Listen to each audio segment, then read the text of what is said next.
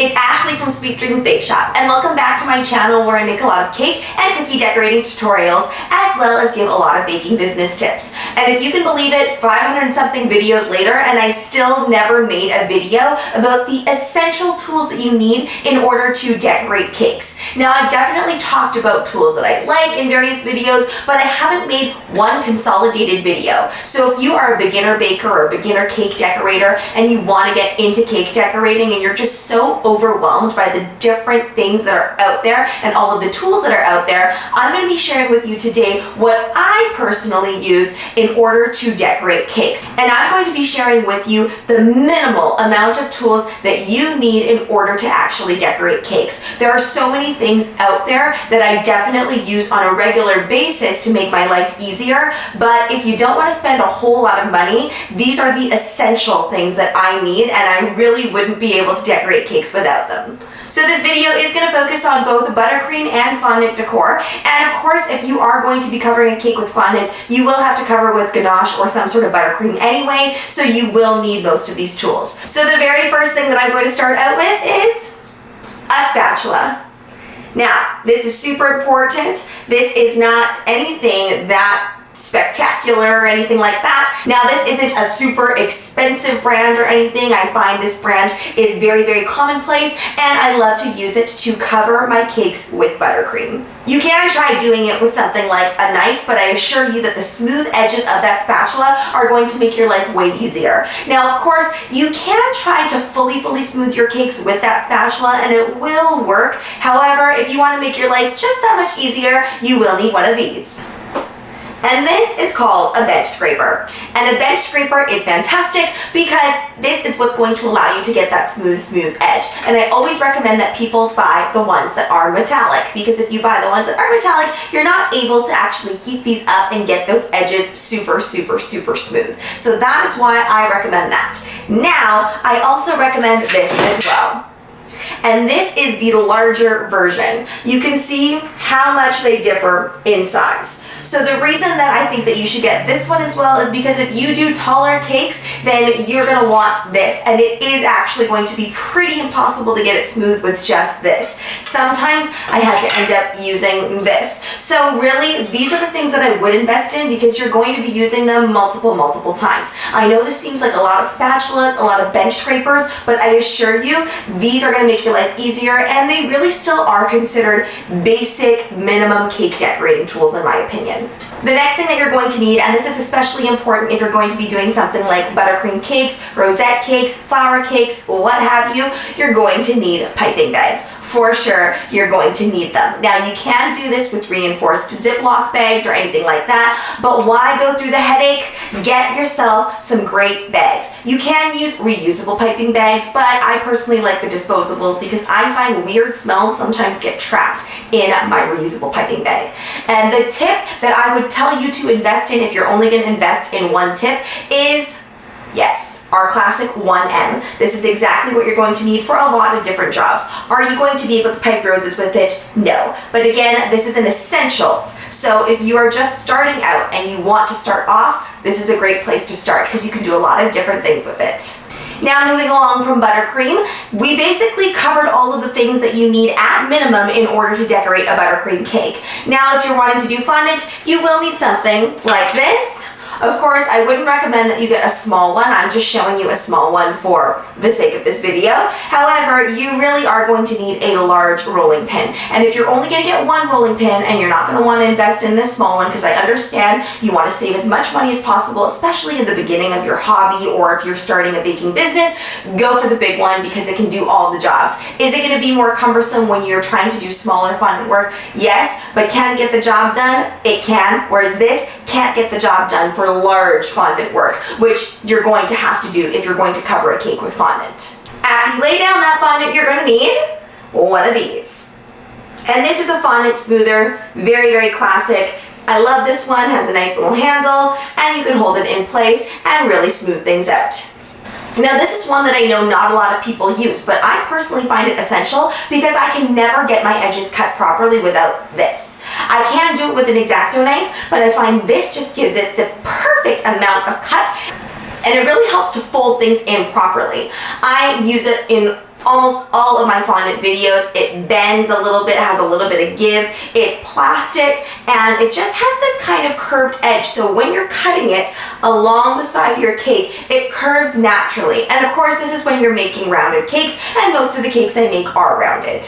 And especially if you're just starting out, most of the cakes you're gonna make are probably going to be rounded as well. The next thing on my list, if you're going to be doing anything like fondant work, fondant characters, fondant lettering, you're going to need an X-Acto knife. And this is pretty straightforward. You want to make sure that that knife is super, super sharp, and it's something that you can cut fondant easily with. Now, I know we've all seen these objects. You've probably seen them at the dollar store or on Amazon, and it can feel like, well, which one do I buy? Which one is better than the other? But these. Yes, all of these tools can seem very, very intimidating when you're looking at all of them. I'm going to very quickly go through this. Now, I wouldn't say that you should buy all these things individually. It really is only worth it to purchase them all together. So the ones that I use the most, I would say, is this tool. This one I use a lot for carving in different shapes and things like that and creating texture, especially when it comes to wood textures. The other side has this little scallop edge, which also is great for creating texture. But I just find that this end I can do a few different things. I can use the point to create little holes. I can also use this part to edge anything that I need to. That's why I personally really like this tool. And the other one is a balling tool. A balling tool is something you are going to use fairly frequently. If you are making fondant characters with eyes, you're going to want to use this tool to indent. You're also going to be using this tool for various other things. There are so many different things that you might need this for. Like when you're placing pearls onto a cake, you might need this tool to just dot things in to make sure that everything is nice and secure.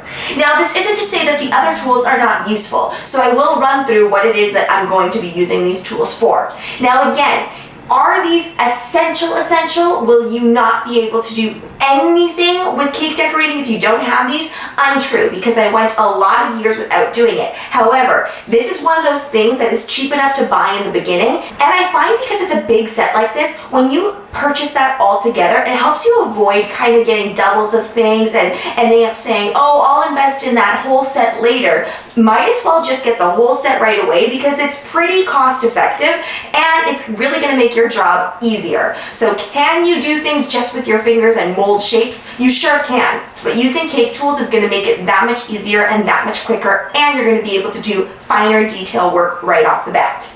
I'm going to quickly run through what I personally use these tools for. Now, in my opinion, there is no right or wrong way to use any of these tools. They're sculpting tools. So in essence, you can sculpt anything you want. So I'm just going to tell you what I personally use them for.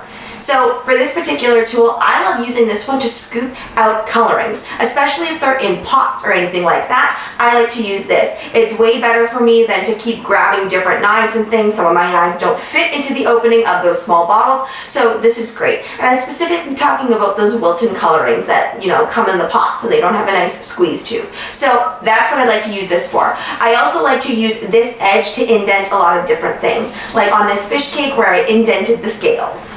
For this particular tool here, it's an indenting tool that is going to allow you to do different things, like stitching on a character, for example. You also have the flip side here that allows you to have a smoother cut. So if I was doing something like a quilted cake, then I would use something small like that. Of course, though, this is very, very small. So I also have another tool, this one here, which is slightly bigger. Now again, wouldn't call this one an essential. I'm just showing you that these are the types of things that I might upgrade because I personally find I need this size as opposed to that smaller size that I showed you. I personally love using this one to actually pick out little imperfections or things that I need to get rid of.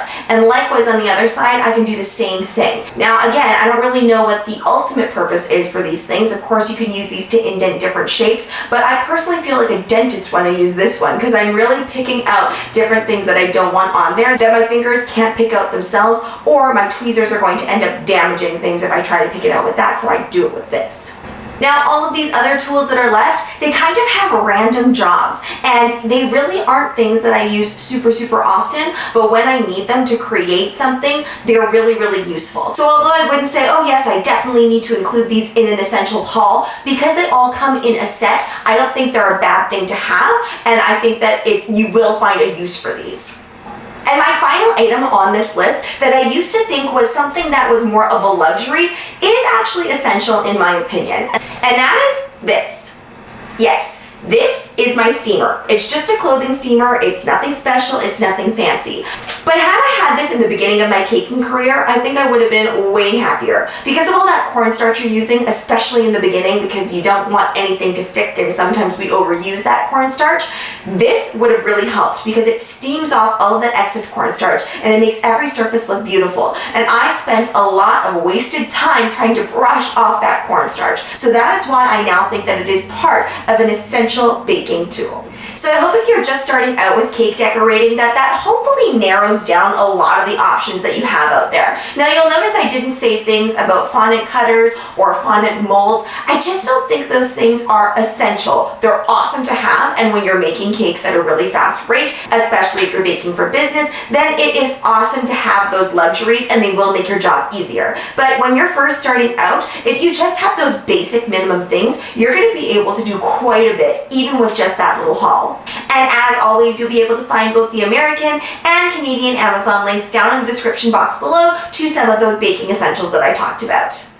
And if you guys want to be my next featured subscriber on this channel, which means I give you a shout out or your bakery a shout out, then please follow me on Instagram at @SDBakeShop. You can DM me pictures that you want to share with me, or you can also just tag me and I will share that photo right here on my channel to all of my subscribers so that they can see your beautiful work.